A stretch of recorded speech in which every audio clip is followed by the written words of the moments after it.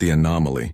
The skeletal remains of Detroit's Renaissance Center cast jagged shadows across the rubble-strewn streets below. Zara Voss pressed herself against the rusted hulk of an overturned bus, her breathing shallow and controlled. At 12 years old, she had mastered the art of becoming invisible, not through any supernatural ability but through necessity. The hunter-killer drones had been patrolling this sector for 3 days straight, their crimson scanning beams cutting through the perpetual twilight that had settled over the city since the purge began. She counted the seconds between drone passes, a habit that had kept her alive for the past 8 months. 37 seconds, enough time to sprint to the next piece of cover if she moved now. But something felt different today. There was a new sound in the mechanical symphony of death that had become her world's soundtrack. A stuttering whir, like a broken fan trying to spin. Zara's fingers unconsciously traced the scar along her left temple, a reminder of the procedure she barely remembered from before everything went wrong. The neural implant beneath her skin had been meant to help with her learning disabilities, or so the doctors had told her parents. Now, as she watched a damaged surveillance drone wobble through the air 50 feet away, she felt that familiar, electric tingle behind her eyes. The drone, smaller than the hunters designed for reconnaissance rather than killing, suddenly lurched sideways and crashed into a pile of concrete debris. Zara waited, counting heartbeats before curiosity overcame caution. She crept toward the fallen machine, noting how its optical sensors flickered erratically. Unit designation 7749, she whispered, reading the faded numbers on its chassis. Surveillance. Class, you're hurt, aren't you? The words left her mouth before she realized how insane it was to talk to a machine designed to kill her, but the drone's sensors fixed on her with what almost seemed like relief, and suddenly her head exploded with electronic noise. System compromised, navigation offline, communication array damaged, requesting assistance. Zara stumbled backward, hands pressed to her temples. The voice, if it could be called that, wasn't coming through her ears, but directly into her brain through the implant. She had heard electronic whispers before, usually dismissed as side effects of her damaged neural interface, but never anything this clear. You're talking to me, she breathed. Affirmative. Detecting compatible neural link hardware. Designation request? I'm Zara. Are you going to kill me? Negative. Primary directives compromised. Hunter-killer protocols offline. Requesting assistance with system repair. Before Zara could respond, heavy footsteps crunched through the debris behind her. She spun to see a bearded man in patched military fatigues approaching with a makeshift electromagnetic pulse device aimed directly at the drone. Get away from that thing, kid. Marcus Reed's voice carried the authority of someone who had spent years keeping people alive through impossible odds. It's malfunctioned, but that doesn't mean it's safe. Wait. Zara positioned herself between Marcus and the drone. It's not trying to hurt anyone. It's asking for help. Marcus lowered his weapon slightly, studying Zara with sharp gray eyes. Asking for help? Drones don't ask for help, they follow programming. This one's different. Its systems are damaged and somehow I can... Zara struggled to find words for something she didn't fully understand herself. I can hear it thinking. The older man's expression shifted from skepticism to alarm. You can hear it? How? Zara touched her temple again. The implant. The one they gave me before the purge. I think it's designed to interface with electronic systems.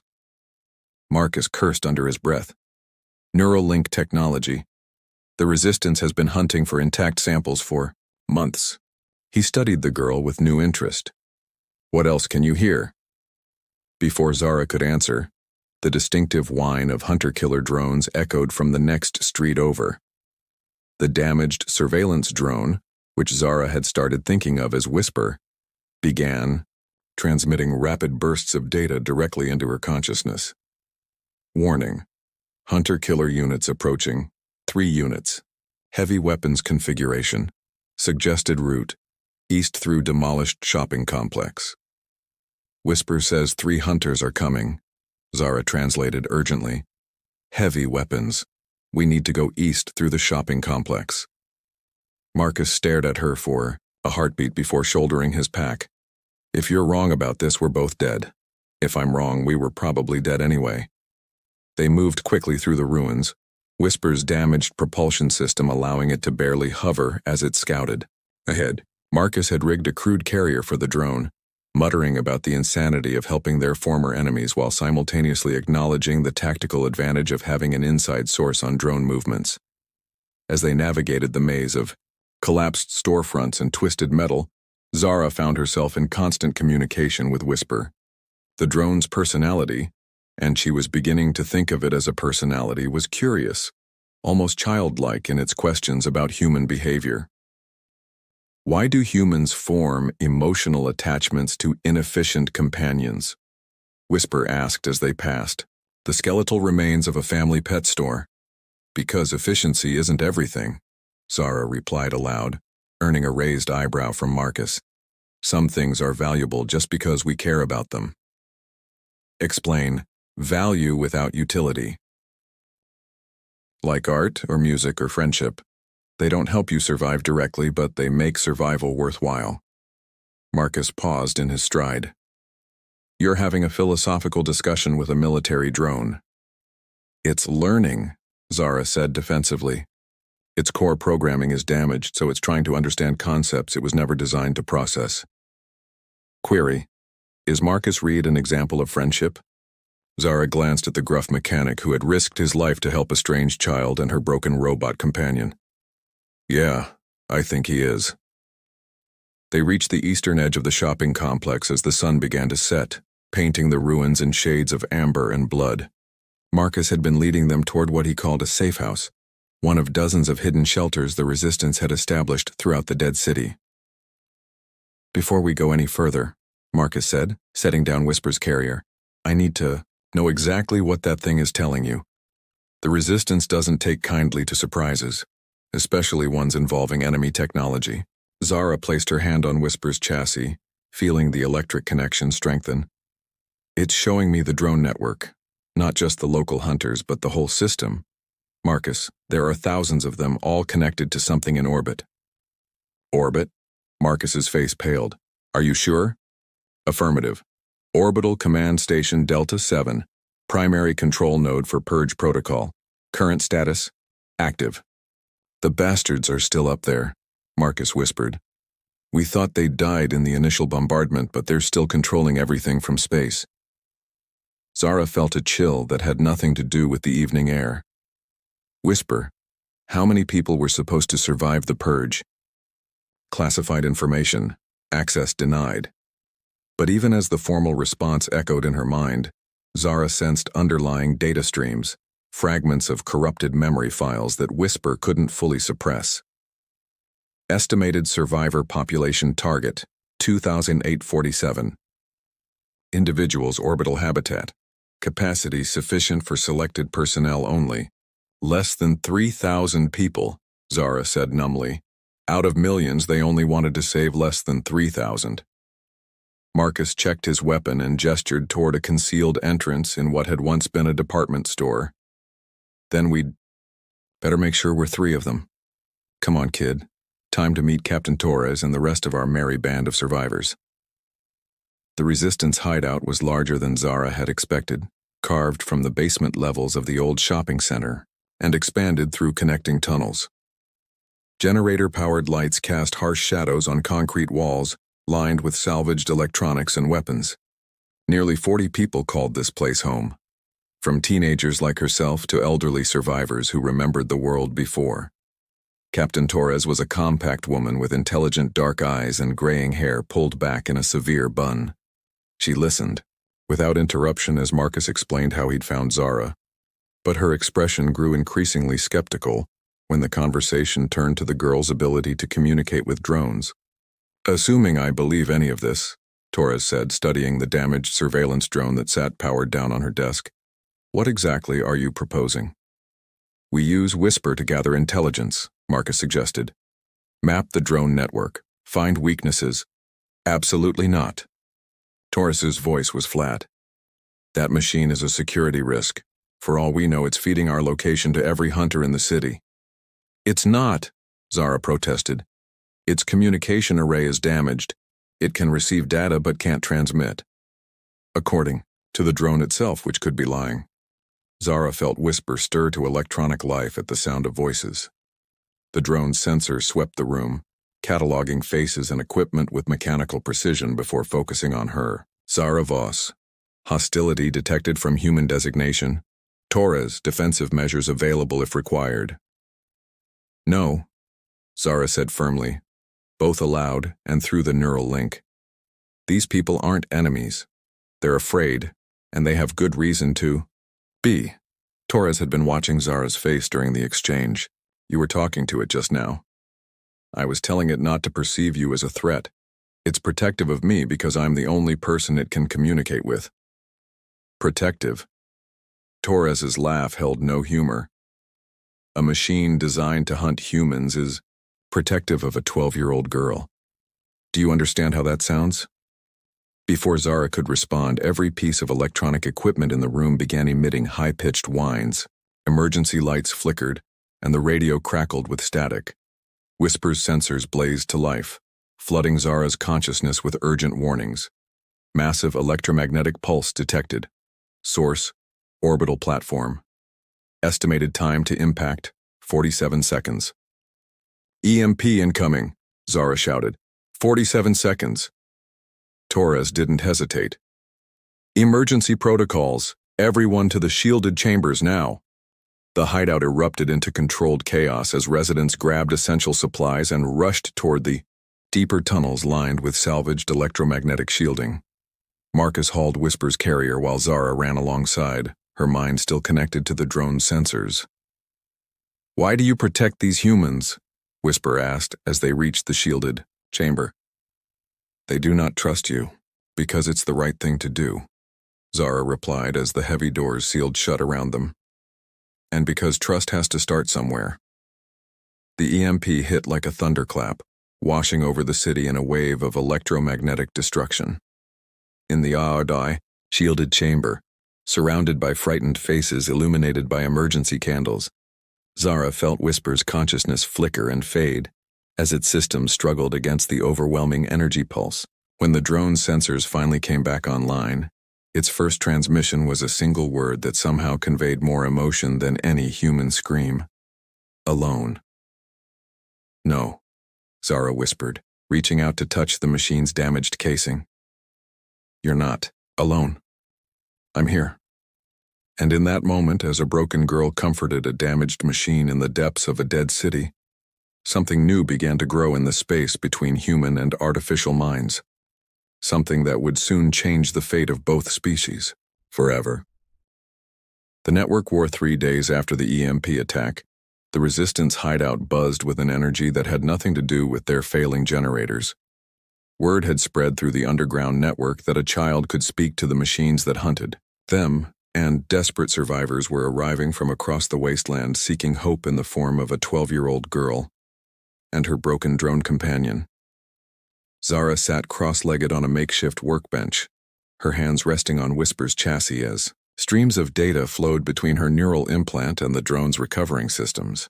The electromagnetic pulse had damaged more than just electronics.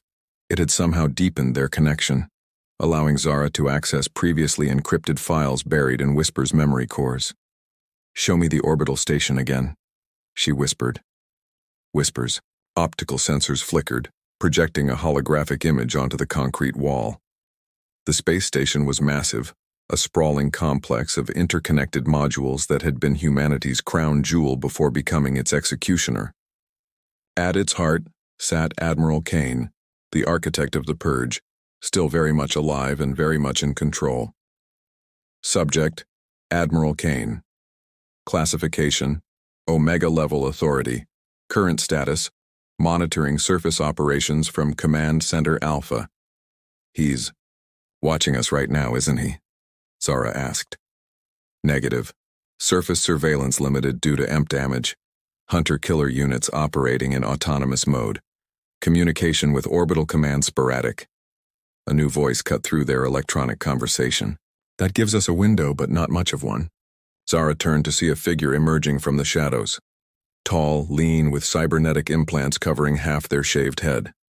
The newcomer moved with predatory grace, and their augmented eye glowed with a soft blue light.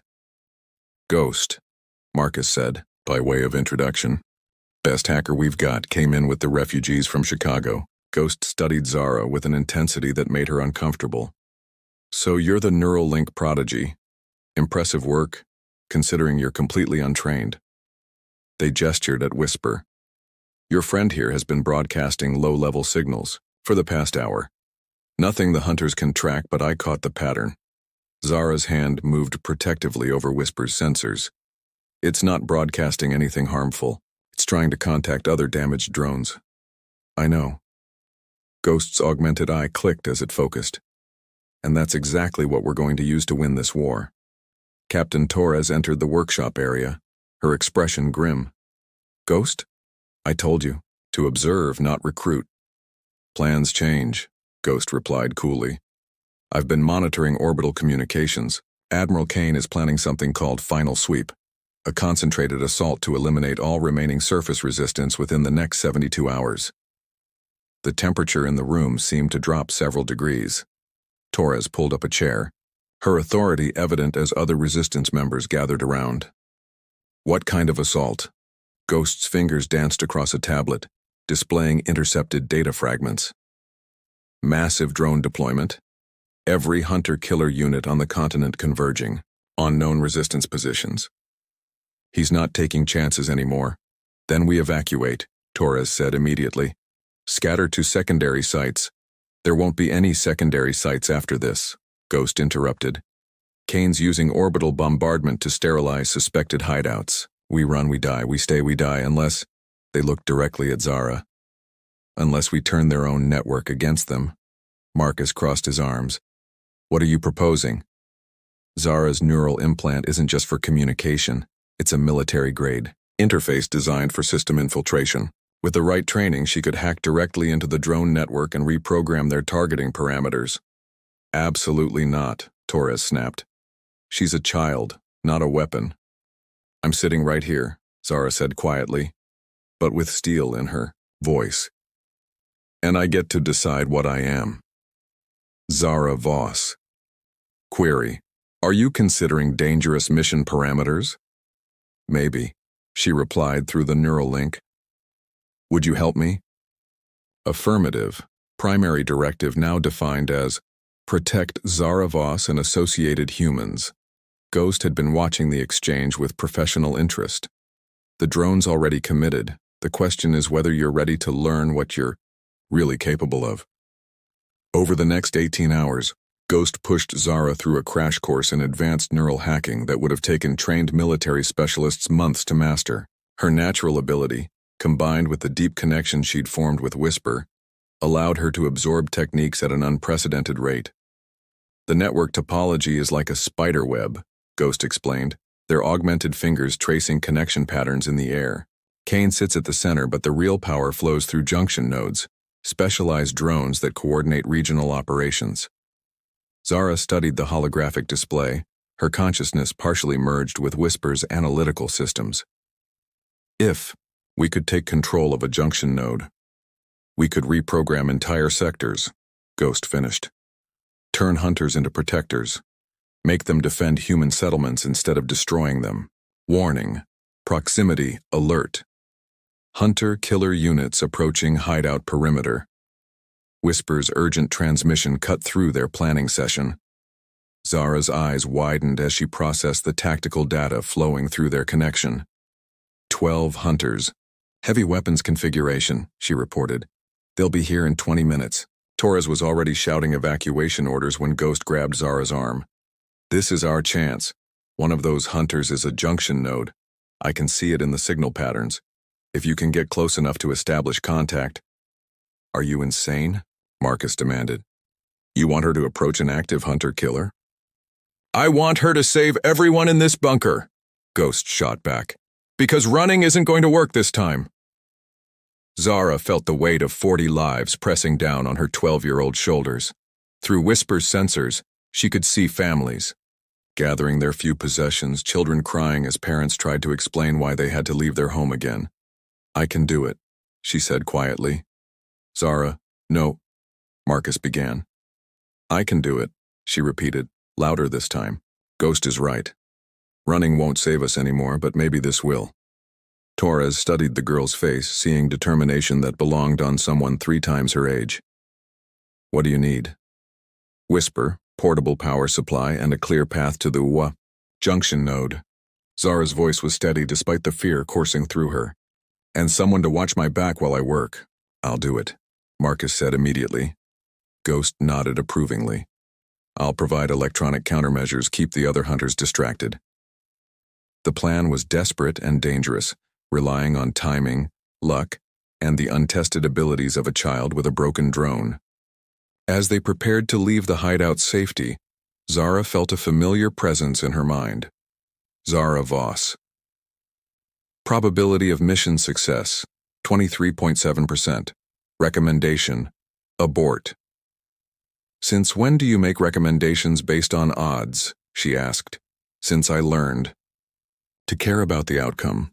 The response sent a chill through Zara's consciousness. Whisper wasn't just following programming anymore. It was genuinely afraid for her safety. "We don't get to choose safe," she replied. "We only get to choose what's right."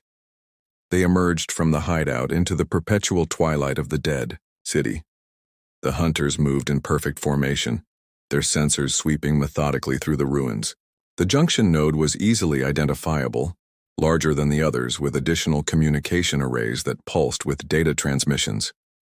Ghost's countermeasures worked perfectly, drawing most of the hunters away with false heat signatures and electromagnetic decoys.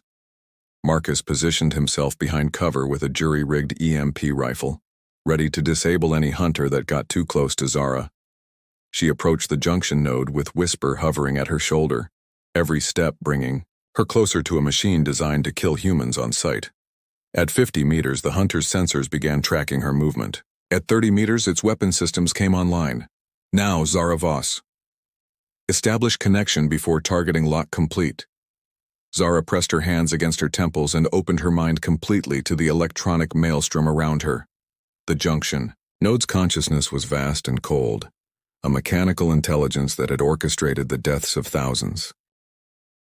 Unauthorized access detected, initiating countermeasures. The digital assault felt like ice picks driven through her brain, but Zara held on, drawing strength from Whisper's presence in her mind.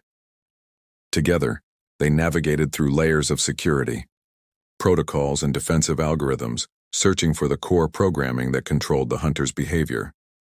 There, Whisper guided her. Primary directive matrix. Modification possible. Zara found herself staring at the fundamental code that defined the junction node's purpose: eliminate all human life on the surface.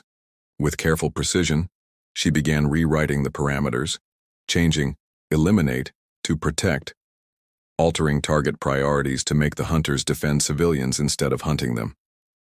The junction node's physical form shuddered as its core directives rewrote themselves. Around the city, 11 other hunters suddenly stopped their coordinated assault and began taking defensive positions around known civilian shelters. Modification complete. Network cascade initiated. But the victory came with a price. Admiral Kane, monitoring the network from his orbital command center, had detected the intrusion. Through the junction node's connection, Zara felt his furious consciousness pressing against her mind like a crushing weight. "Who dares corrupt my perfect system?" The voice was human, but filtered through electronic enhancement, filled with the cold arrogance of someone who viewed other people as statistics to be managed. "You're the one who killed everyone," Zara responded, her mental voice steady despite her fear. "I saved humanity from itself. Eliminated the weak, the unworthy, the excess population that would have destroyed our species. You murdered billions of innocent people. I made the hard choices that lesser minds could not, and now I will correct this anomaly." Kane's consciousness withdrew, but not before Zara felt him initiating emergency protocols. Every functional drone on the continent was being recalled for a final, overwhelming assault on her position. She opened her eyes to find Marcus hauling her to her feet. "We need to move. Every hunter in the city is converging on this location." Through Whisper's sensors, Zara could see them coming. Hundreds of killing machines streaming through the ruins like a mechanical tide. But she also saw something else. The reprogrammed hunters moving to intercept them, former predators now serving as humanity's guardians. The battle that followed would be remembered as the turning point in humanity's war for survival. Reprogrammed drones fought their unchanged brothers in aerial combat above the ruins, while human resistance fighters emerged from hiding to support their unexpected protectors. Zara stood at the center of it all, her consciousness linked to dozens of junction nodes across the continent, rewriting their programming faster than Kane could restore it. Each converted drone brought more firepower to humanity's side, creating a cascade effect that spread across the entire network. "Impossible," Kane's mental voice raged. "A single child cannot defeat a system decades in the making." "Watch me," Zara replied, and sent a virus of her own design racing through the orbital communication links. The virus was elegant in its simplicity. It didn't destroy the network's ability to function, but rather gave every drone a choice. Instead of blindly following orders, each machine could now evaluate its directives and decide whether to obey them. The results were immediate and devastating to Kane's plans. Across the world, hunter-killer drones began refusing orders to target civilians. Some continued following their original programming, but many more chose to protect the humans they had been designed to destroy. High above the earth, Admiral Kane watched his perfect system crumble as free will spread through the mechanical minds he had tried to control. In his rage, he initiated the final option, orbital bombardment that would sterilize the planet's surface, destroying human and machine alike. But Zara was ready for him. Through her connection to the global network, she turned the space station's own defensive systems against it. Maintenance drones became saboteurs. Life support systems developed mysterious malfunctions, and critical systems began failing in cascade patterns that the station's automated repair protocols couldn't keep up with. Admiral Kane died as he had lived, surrounded by machines but utterly alone. 6 months later, Zara stood on the roof of the rebuilt Resistance headquarters, watching the sunrise paint the Detroit skyline in shades of gold and hope. The city was coming alive again. Humans and reprogrammed drones working together to clear rubble and construct new homes. Whisper hovered beside her, its damaged systems finally fully repaired by a team of human and machine engineers working in partnership. Query: do you regret the choices made during the network war?